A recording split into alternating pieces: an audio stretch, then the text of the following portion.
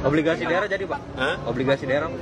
Obligasi itu apa sih? Surat utang Pak? Lah ya, oh duitnya aja banyak, ngapain harus ngutang-ngutang? Dibatalin ya Pak? Hah? Dibatalin Nggak ya, Pak? tahu saya nggak tahu obligasi apa, untuk apa nggak ngerti, saya belum ngerti itu. Tapi kita harus ngerti, silpa kita aja 6 triliun.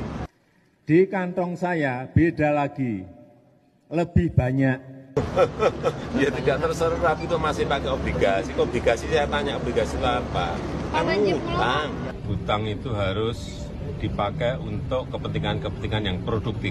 Berapa realitasnya utang kita sebenarnya? Kan 8 ribuan. 8 ribuan, 8.041. Utang BUMN kita. Kita hampir 8 ribu juga. Iya segitu. Hampir 8 ribu. Jadi 16 ribu, oke. 16 ribu. Pensiun ASN TNI Polri. Berapa itu? Aktuarianya itu sekitar hampir 4 ribu. Jadi 16, 20 ribu.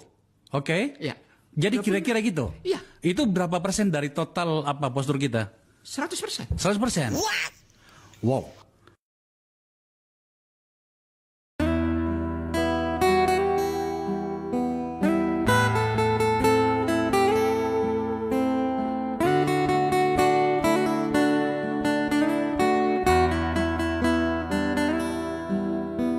Jika Jokowisme dan Soehartoisme digabungkan dalam satu rezim. Jokowisme adalah gagasan yang definisinya tak mampu dipenjarakan oleh ideologi apapun. Ia bergerak lincah, progresif, luas, dan adaptif dengan peluang dan kepentingan, alias oportunis. Jokowisme adalah uraian yang selalu bertentangan dengan kenyataan. Jika Jokowi teriak dia tidak haus kekuasaan, percaya sebaliknya. Ia akan berakrobat dengan galah populisme semu untuk merebut dan mempertahankan kekuasaan. Tidak menghargai HAM adalah ciri Soehartoisme. Soehartoisme yang saya pahami sepertinya sangat gelap. Logika pembangunan yang menyatakan bahwa kestabilan menjadi kunci kemajuan telah membutakan nurani para kroni Soeharto. Mereka membuang nilai kemanusiaan ke dalam tong sampah. Koncuisme juga menjadi ciri Soehartoisme. Kondisi ini adalah ketika kekuasaan ditentukan, dipimpin, dan dikelola oleh segelintir orang. Dan Prabowo Gibran adalah pasangan pemenang yang paling dekat dengan kedua paham yang telah saya sampaikan.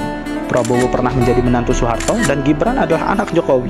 Kalangan menengah terdidik, akademisi, pakar, guru besar, harap-harap cemas dengan kemenangan koalisi ini. Mereka takut Indonesia akan jatuh pada otoritarianisme, demokrasi kehilangan taji, dan budaya koruptif berlanjut.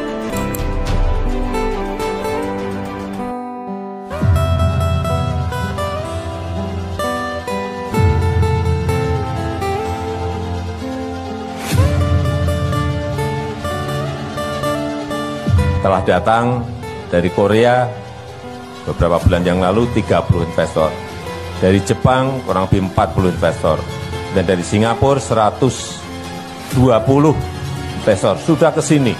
Jauh-jauh mereka ke sini pasti ada kalkulasinya, pasti ada hitung-hitungannya. Kemarin juga baru saja dari Uni Emirat Arab juga datang. Setelah datang langsung nemuin saya. Artinya apa? Tertarik.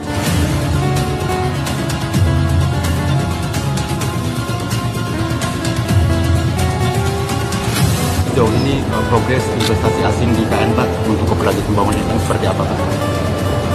Sampai saat ini belum ada. Tapi saya yakin bahwa setelah investor di dalam negeri bergerak semakin banyak setiap bulannya, investor dari luar akan segera masuk.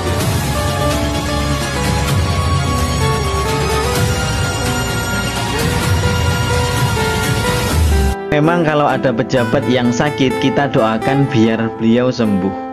Namun kalau ternyata sembuhnya malah menaikkan pajak rakyat, kita doakan dengan doa ini. Ini doa Kanjeng Nabi. Allahumma man waliya min amri ummati syai'an. Ya Allah, siapa saja yang menangani urusan dari urusan umatku, fasakko alaihim, lalu dia mempersulit umatku, faskuk alaih, maka sulitkanlah dia ya Allah. Amin. Masya Allah. Doa ini bukti sayangnya Rasul kepada kita. Pejabat yang mempersulit pun didoakan hidupnya sulit. Mari kita umatnya mengaminkan sebanyak-banyaknya di kolom komentar. Semoga Allah mengabulkan. Pabrik produsen alat dan mesin pertanian Alsintan asli warga Kelurahan Melilir, Kecamatan Dolopo, Kabupaten Madiun mengeluhkan pesanan Presiden Joko Widodo sebanyak 1.000 unit mesin panen padi yang sampai saat ini tak kunjung dibeli. Padahal produk tersebut telah jadi dibuat oleh PT Mitra Maharta. Dan kini produk mesin panen padi yang diberi nama Zaga tersebut terlihat menumpuk di gudang pabrik. Pemilik PT Mitra Maharta Agus Zamroni mengatakan seusai kunjungan Presiden RI Joko Widodo di pabriknya pada tahun 2015 lalu, Presiden Jokowi memesan sebanyak 1.000 unit Alsintan pemanen padi. Dalam kesempatan yang sama, Presiden Jokowi juga menyatakan akan membeli seluruh produk Zaga, produk asli warga Madiun ini sebanyak 1.000 unit melalui e-katalog di LKPP. Setelah selesai, Alsintan merek Zaga itu telah tersedia di e-katalog, namun sayang ternyata tak segera kunjung dibeli oleh pemerintah. Pihaknya mengaku sudah berkali-kali mengirim surat kepada Presiden dan terus berusaha dengan berbagai cara agar produk itu bisa terjual.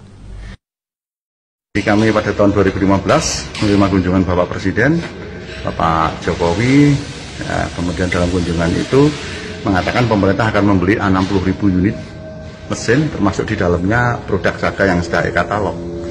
Jadi beliau waktu itu dalam press conference mengatakan akan membeli semua produk Zaga. Kemudian kami diminta untuk meningkatkan kapasitas produksi dari 200 ke 1.000 unit.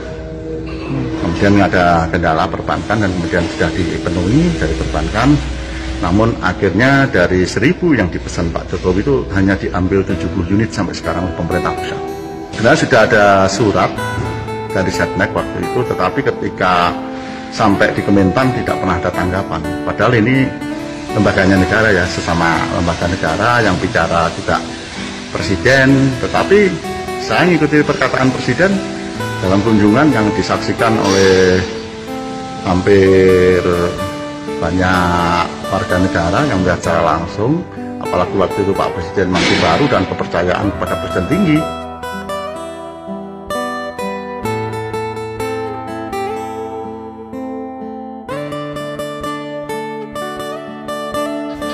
Dan yang pasti bukan janji, karena pasti kalau Pak Jokowi bicara pasti terbukti gitu.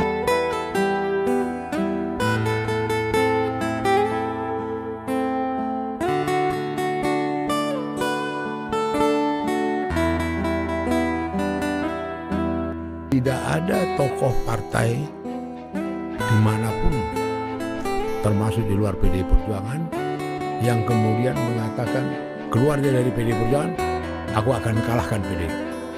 Sampai nyungsep. Aku keluar dari Golkar, aku akan kalahkan Golkar. Hampir pernah itu. Aku keluar dari P3, aku akan kalahkan P3. Itulah yang diucapkan Jokowi sama Ara Sirait. Di Majalengka akan kita kalahkan di sini. 52%. Kamu akan apa begitu? Itu hal yang baru. Kok sedemikian dendamnya? Kok sedemikian bencinya? Kok sedemikian keluar ucapan yang paling dramatis, ucapannya Jokowi kepada Andi Wijayanto. Akan memenangkan Prabowo, pasangan Prabowo Gibran. Akan mengusahakan PSI masuk di parlemen. Dan PDI akan kalah. Jangan coba-coba lawan saya, tidak akan menang.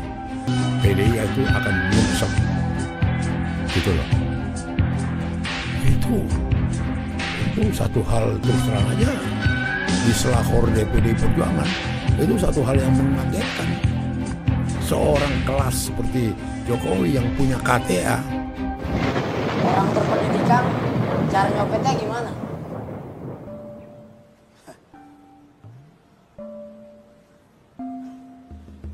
Ya mereka nggak nyopet, kerja, jadi pegawai, jadi dokter, jadi pilot, jadi... Kita harus jujur. Oke, begini. Orang berpendidikan ada juga yang nyopet. Tapi mereka nggak nyopet dari dompet yang isinya terbatas. Mereka nyopet dari lemari, dari brankas, dari bank. Kita mau, Bang. Ya, Bang. Kita mau. Ya, mau, Bang. Orang yang berpendidikan yang nyopet itu tidak disebut pencopet, tapi koruptor. Jangan, kita mau nyari koruptor. Hidup